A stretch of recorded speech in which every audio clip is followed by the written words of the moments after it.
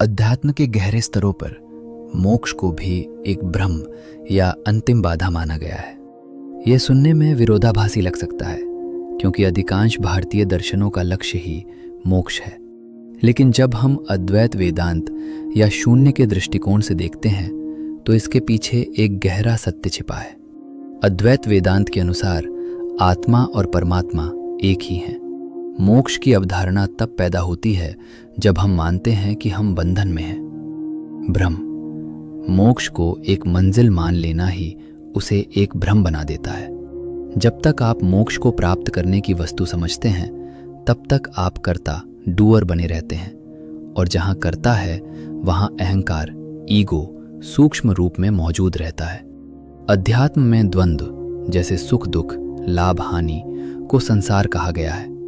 मुक्ति और बंधन भी एक द्वंद्व ही हैं। अगर आप मुक्ति की इच्छा करते हैं तो आप अनजाने में बंधन के अस्तित्व को स्वीकार कर रहे हैं। ज्ञानोदय, एनलाइटनमेंट, तब नहीं होता जब आप मोक्ष पा लेते हैं, बल्कि तब होता है जब आप यह देख लेते हैं कि बंधन कभी था ही नहीं। रस्सी में सांप का दिखना भ्रम है। सांप से छुटकारा पाना लक्ष्य नहीं है, बल्कि ये जानना लक्ष्य है कि वहां केवल रस्सी थी। साधना के मार्ग में मैं मुक्त होना चाहता हूं, ये अंतिम इच्छा होती है। ये इच्छा भी मन की ही एक लहर है। मोक्ष का विचार मन को एक भविष्य की आशा देता है। आध्यात्मिक गुरु अक्सर कहते हैं कि मोक्ष एक सुनहरा पिंजरा है। साधक जब तक मुक्ति की खोज में भागता है वो वर्तमान से दूर रहता है। जिस क्षण ये खोज भी गिर जाती है वही वास्तविक स्थिति है। बुद्ध और नागार्जुन के शून्यवाद के अनुसार संसार और निर्वाण में कोई मौलिक अंतर नहीं है। जब चित्त पूरी तरह शांत होता है तब समझ आता है कि न कोई कहीं से आया है न कोई कहीं जा रहा है।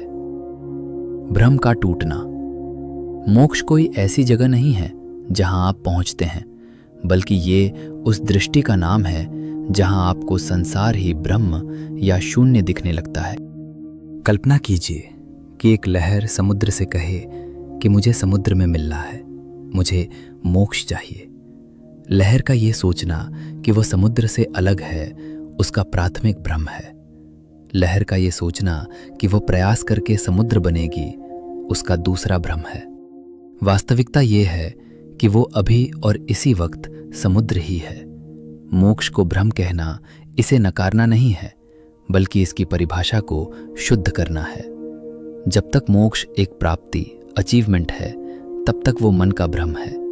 जब मोक्ष का अर्थ स्वयं के होने की पूर्ण स्वीकृति बन जाता है तब वो सत्य है। अतः मोक्ष की तलाश का अंत ही वास्तविक मोक्ष है। जैसा कि संत कबीर ने भी संकेत दिया है, खोजत खोजत हे सखी रहा कबीर ही राय।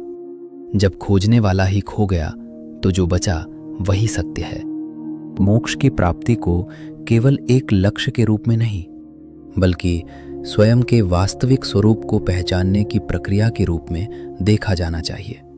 विभिन्न भारतीय दर्शनों और आध्यात्मिक परंपराओं ने मोक्ष, दुखों से पूर्ण मुक्ति और जन्म मरण के चक्र से स्वतंत्रता के लिए अलग अलग मार्ग बताए हैं। आदि शंकराचार्य के अनुसार मोक्ष ज्ञान से संभव है। यह मार्ग उन लोगों के लिए है जो बुद्धि और तर्क का उपयोग करते हैं। सत्य और असत्य, नित्य और अनित्य के बीच अंतर करना, ये समझना कि शरीर और मन नश्वर हैं जबकि आत्मा शाश्वत है। संसार की क्षणभंगुर वस्तुओं और सुखों के प्रति आसक्ति, अटैचमेंट का त्याग करना। श्रवण, मनन, निदिध्यासन, शास्त्रों को सुनना, उन पर गहराई से विचार करना और फिर उस सत्य में निरंतर स्थित रहना। श्रीमद् भगवद गीता के अनुसार अपने कर्तव्यों का पालन बिना फल की इच्छा के करना ही मोक्ष का द्वार है। फलासक्ति का त्याग, कर्म करे लेकिन उसके परिणाम जैसे प्रशंसा, धन या सफलता से अपनी खुशी को न बांधें। ईश्वरार्पण, अपने हर कार्य को ईश्वर या ब्रह्मांड को एक सेवा के रूप में समर्पित कर देना। जब मैं कर्ता भाव मिट जाता है तो कर्म बंधन नहीं बनते। ये मार्ग हृदय और प्रेम का है। इसमें भक्त स्वयं को ईश्वर के चरणों में पूरी तरह समर्पित कर देता है। अनन्य भक्ति, ईश्वर के किसी भी रूप, साकार या निराकार में अटूट विश्वास।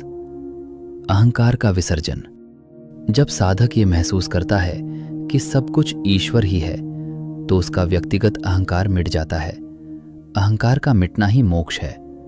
महर्षि पतंजलि ने मोक्ष, कैवल्य के लिए 8 चरणों का वैज्ञानिक मार्ग बताया है। यम और नियम, नैतिक अनुशासन और आत्मसंयम, आसन और प्राणायाम, शरीर और प्राण ऊर्जा को स्थिर करना, प्रत्याहार, इंद्रियों को बाहरी विषयों से हटाकर भीतर की ओर मोड़ना, धारणा और ध्यान, मन को एक बिंदु पर एकाग्र करना, समाधि, वह अवस्था जहां ज्ञाता, ज्ञान और ज्ञेय का भेद समाप्त हो जाए, यही मोक्ष की स्थिति है। मोक्ष कहीं और जाने का नाम नहीं है, बल्कि यहीं रहकर स्वयं के शुद्ध चैतन्य स्वरूप में जाग जाने का नाम है। जब आपके भीतर से चाहत और भय समाप्त हो जाते हैं, तब आप मुक्त ही हैं।